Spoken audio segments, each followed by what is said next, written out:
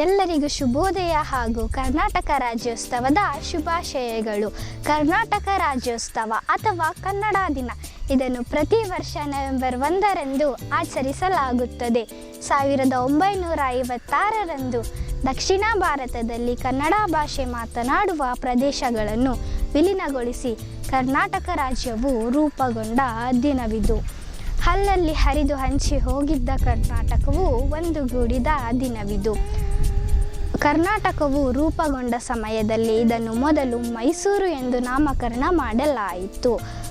1973 November 1ರಂದು Karnataka ಎಂದು ಮರುನಾಮಕರಣ ಮಾಡಲಾಯಿತು.